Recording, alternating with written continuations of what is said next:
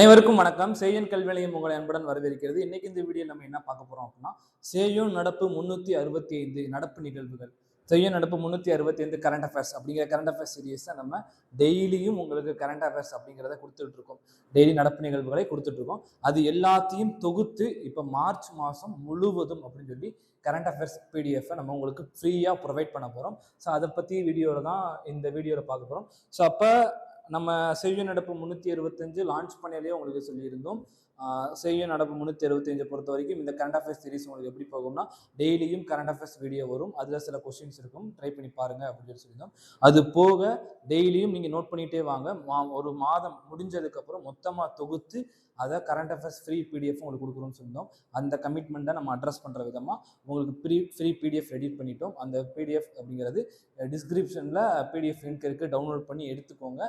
அடுத்து இதுக்கான 100 கொஸ்டின்ஸுமே அப்லோட் பண்ணுறதுக்கும் டீம் ஒர்க் பண்ணிட்டு இருக்காங்க. அடுத்து இது ரிலேட்டடாக இம்பார்ட்டன்ட் கரண்ட் அஃபேர்ஸ் வரும். 100 கரண்ட் அஃபேர்ஸ் அப்படிங்கிறத உங்களுக்கு எம்சிக்யூ வடிவில் டெஸ்ட் மாதிரி கொடுப்பாங்க. அதையும் எழுதுங்க. அது எக்ஸ்பிளனேஷன் வீடியோவே கொடுத்துருவாங்க.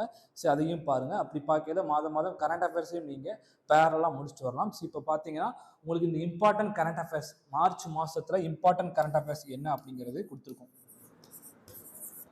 March 2026 important current affairs free PDF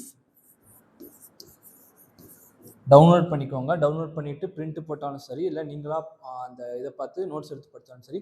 current affairs பொறுத்த வரைக்கும் நீங்கள் எம்சிக்யூ வடிவில் படிக்காதீங்க. அது ரொம்ப ஹெல்ப்ஃபுல்லாக இருக்காது. எம்சிக்யூ வடிவில் படித்தாலும் அதை சார்ந்து நிறையா டீட்டெயில்ஸ் தெரிஞ்சுக்கோங்க. ஃபார் எக்ஸாம்பிள், இப்போ நீங்கள் எம்சிக்யூ வடிவில் படிக்கலாம். தமிழ்நாட்டின் முதல் இரவு வான் பூங்கா எங்கு துவங்கப்பட்டது கண்டிப்பாக படிக்கலாம். கொல்லிமலையில் துவங்கப்பட்டது படிக்கிறீங்களா? ஓகே. அதை சார்ந்த டீட்டெயில்ஸ்லாம் படிங்க. அந்த கொல்லிமலை அப்படிங்கிறது எங்கே இருக்குது? நாமக்கல் மாவட்டத்தில். நம்ம தமிழ்நாடு ஜியாகிரபியும் சிலபஸ் இருக்காது. சிலபஸ் ஓரியன்டாக அந்த கரண்ட் அஃபேர்ஸ் படிக்கணும். எப்பவுமே கரண்ட் அஃபேர்ஸ் படிக்கல, இது நம்ம சிலபஸ் ஓரியன்டாக இப்போ எங்கெங்கே இருக்குன்னு சொல்லி ஐடென்டிஃபை பண்ணி படித்தோம்னா நமக்கு ரொம்ப என்ன ஹெல்ப்ஃபுல்லாக இருக்கும். சிலபஸும் ஹெல்ப்ஃபுல்லாக இருக்கும். அது யார் தொடங்கி வைக்கா? ஃபாரஸ்ட் மினிஸ்டர் தொடங்கி வைக்கிறாங்க. இந்த மாதிரி அந்த டீட்டெயில்ஸ் எல்லாம் போட்டிருப்பாங்க. இப்போ இந்த ஒரு கரண்ட் அஃபேர்ஸ் உங்களுக்கு டீட்டெயில் எடுத்துக்கிட்டிங்கன்னா, இப்போ இந்த முதல் இரவு வான் பூங்கா அப்படிங்கிறது எடுத்துக்கிட்டிங்கன்னா, அதில் உள்ள A to Z எல்லா டீட்டெயில்ஸும் நம்ம எடுத்து போட்டிருப்போம். அது ரிலேட்டட் என்ன டீட்டெயில்ஸ் வந்துச்சு, அதில் சப்ஹெட்டிங்ஸ் வானியல் சுற்றுலா தலம்னா என்ன, இந்தியாவில் முதல் இரவு விண்வெளி வான் பூங்கா எங்கே தொடங்குறாங்க அப்படின்னு சொல்லிட்டு அதை சார்ந்த அனைத்து தகவல் இருக்கும். ஸோ அப்போ அது முதல் கரண்ட் அஃபேர்ஸ். ரெண்டாவது கரண்ட் அஃபேர்ஸ்க்கு ஒரு சப்ஹெட்டிங் போட்டு ஒரு மெயின் ஹெட்டிங் போட்டிருப்பாங்க, மேய்ச்சல் நிலம். ஸோ அப்போ இது ரிலேட்டடாக என்னென்ன டீட்டெயில்ஸ் இருக்குன்னு சப்ஹெட்டிங் போட்டு அழகாக நீங்கள் படிக்கிறதுக்கு நீட்டாக நல்லா தொகுத்து கொடுத்துருப்பாங்க.